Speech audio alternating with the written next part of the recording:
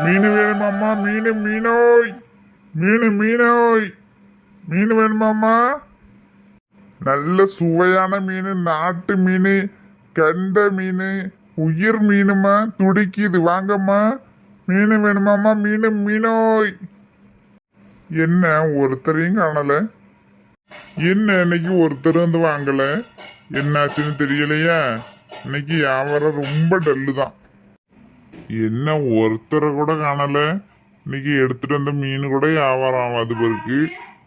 மீனோய், மீனோய், உயிர் மீனுமா, உயிர் மீன். வாங்கம்மா, பொழுது போன கிடைக்காது. வாங்க. மீனோய். இங்க ஒருத்தரையும் காணல. அடுத்த ஏரியாவது போமா, வேற தெருவுக்கு வழி பார்ப்போம். எடுத்துட்டு வந்த மீன் வேற விற்காம போனா நட்டமா போயிருமே. கொண்டு போய் வேற ரூபா கொடுக்கணும். என்ன செய்ய போறேன்னு ஒன்றும் புரியலை. பார்ப்போம், அடுத்த தெருவில் போய் வியாபாரம் பண்ணி பார்ப்போம். நல்லா வாடு. மீனோய். இந்த தெருவில் வச்சு யாராச்சும் வாங்குவாள? இன்னைக்கு மீன் எடுத்து வந்தது எல்லாம் நட்டமா போயிரும் இருக்க. மீனோய். ஏம்மா, மீன் வாங்குறீங்களா? மீன் என்ன மீனுங்க இருக்கு? மீனெல்லாம் எப்படி நல்லா ஃப்ரெஷ்ஷா இருக்கா? எல்லாமே இன்னைக்கு உள்ளது மீன் தாம்மா. நான் என்னைக்காவது பழைய மீன் கொண்டு வந்திருக்கேனா? எந்நேரமும் இந்த தெருவுலையும் வியாபாரம் பண்ணிக்கிட்டு இருக்கேன். எப்படி உங்களை ஏமாத்திட்டு நாளை பின்ன என்னால் மீன் கொண்டு வர முடியுமாம்மா? எல்லாம் இன்னைக்கு உள்ள மீன் தான். எல்லாம் இப்போதான் மடிஞ்சிச்சு. எல்லாம் ஐஸ் வச்சு கொண்டு வந்திருக்கேன். பாருங்கம்மா, நல்ல மீன் தான். பார்த்து இன்னைக்கு உள்ள மீன் போல தெரியலையே. ஏற்கனவே செத்த மாதிரி தான் இருக்கு.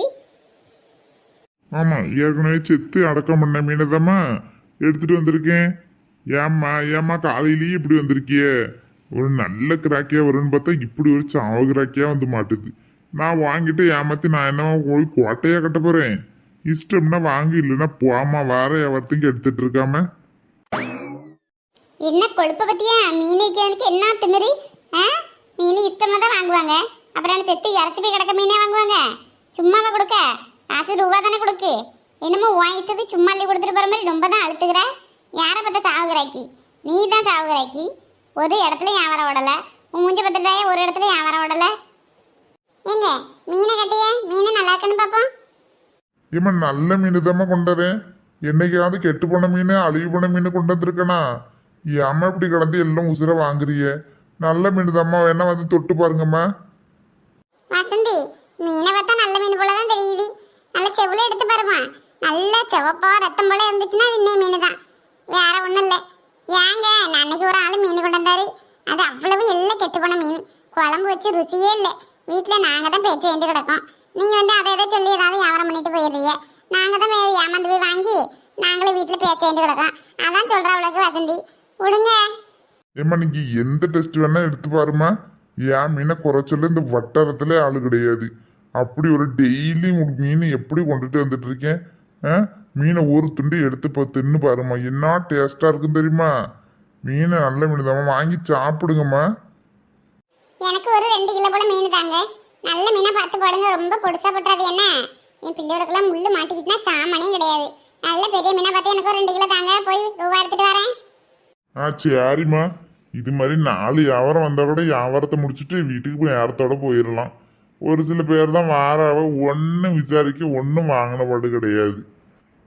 இது நல்லா இருக்கா அது நல்லா இருக்கான்னு கேள்வி கேட்டு மனுஷ தாவ தீத்துருவாளுங்க. யோ, என்ன உனக்கு என்ன கொழுப்பா? பெரிய தங்க மீன் கொண்டுட்டு வந்துட்டேன். அப்படியே அந்த மீனை வாங்கியே தீரணுமா? ஏன் விசாரிச்சு தான் வாங்க முடியும்? என் சும்மா கொடுத்துட்டு போற. ரொம்ப ஓவரா அப்படியே அலட்டுற. ஏங்க நுப்பட்டுங்க, மீன் வந்திருக்குங்க. ஒரு வாரமா தெருவில் மீன் வரும்னு பார்த்தேன். ஒருத்தரும் வரல. இன்னைக்கு தான் மீனுக்கார வந்திருக்காவுங்க. நுப்பாட்டுங்க வண்டியை. வசந்தி அக்கா, மீன் நல்லா இருக்காக்க, வாங்கினீங்களக்க? கிலோ எவ்வளோதான்? மீன் நானா விற்கேன். விற்கிறத நிற்கிறார்ல அவர்கிட்ட கேளு. என்கிட்ட கேட்டால் எனக்கு என்ன தெரியும்? ஏன்க்கா காலையிலே இவ்வளோ கோவப்படுறிய? நான் நீங்கள் மீன் வாங்க நிற்கிறிய, சரி வாங்கியிருப்பேன்னு தான் கேட்டேன். இதுக்கு கோச்சிக்க என்ன இருக்கு? ஏம்மா, மீன் 150 ரூபா கிலோ.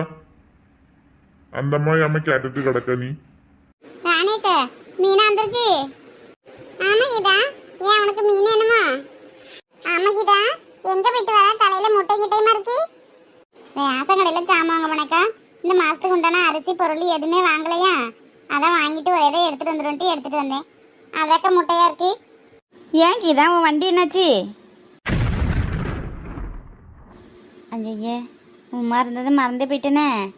இல்லைம்மா சும்மா பாவம் போல இருந்துச்சா, மூட்டையை அவ்வளோ தூரம் சுமந்துட்டு வந்திருக்கா, அதான் கேட்டேன், வேற ஒன்றும் இல்லைம்மா.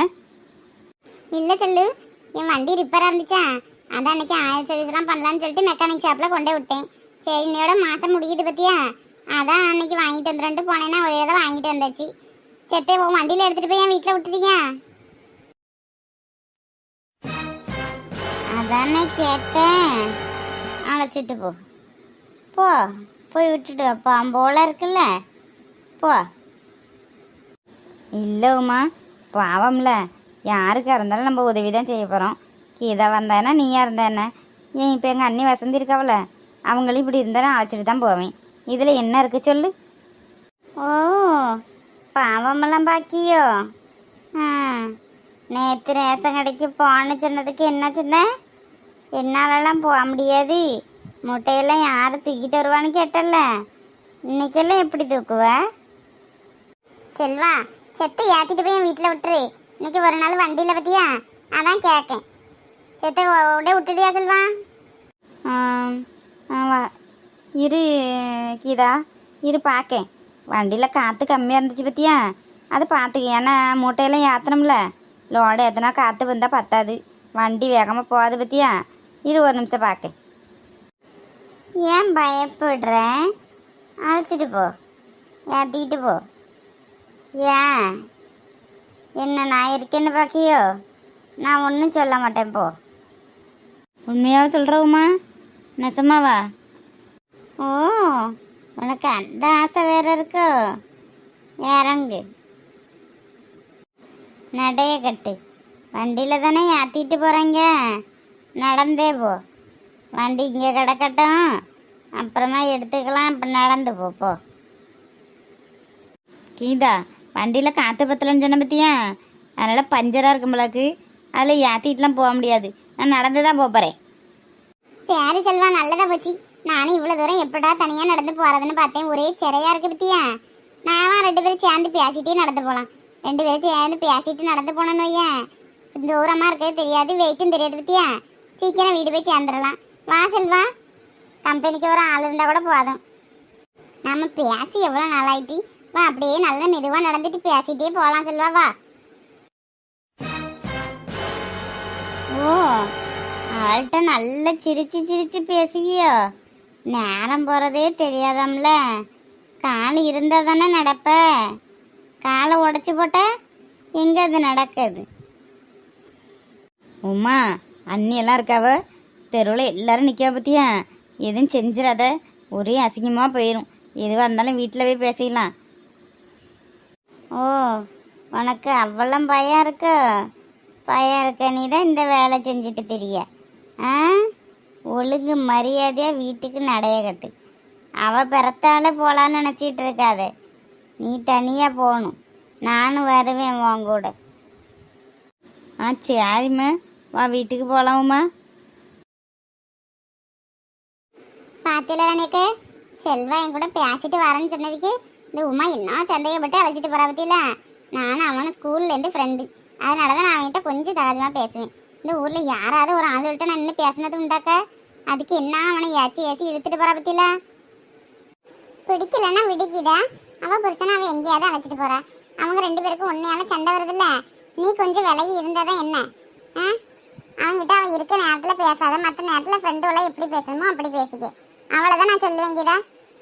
அது சொல்லலக்கு, நான் ஏதாவது தப்பாக பேசினேன்னா இங்கே தான் நடந்து போகிறேன், இந்த மூட்டையை தூக்கிட்டு போ, ஒரே சரியா இருக்குது, கழுத்தெல்லாம் வலிக்குது பற்றியில, அதான் செத்து இந்த வண்டியில் கொண்டே போடாதான்னு சொன்னேன். அதுக்கு என்ன ஏச்சிட்டு இழுத்துட்டு போகிறா பற்றியில. சரி ஏன் தான் இப்படி இருக்காளா உமா தெரியல. அவன் மனசு ஃபுல்லாக கெட்ட எண்ணந்தாக்கா இருக்குது. அப்படிலாம் இல்லை கீதா, ஒவ்வொருத்தி ஒரு மாதிரி சொல்கிறாவல. நீனே அவனுக்கு ஃப்ரெண்டுன்னு எல்லாருக்கும் தெரியும். இருந்தாலும் அங்கங்கே நின்று பேசிகிட்டு இருக்கிறத போகிறது வரது எல்லாம் பார்த்துட்டு அவள்கிட்ட எப்படி சொல்லுவாவ? அவள் புருஷன் இந்த மாதிரி ஒரு பொம்பளைகிட்ட பேசிட்டுனான்னு தெரிஞ்சா அவளுக்கு தானே கேவலாம்.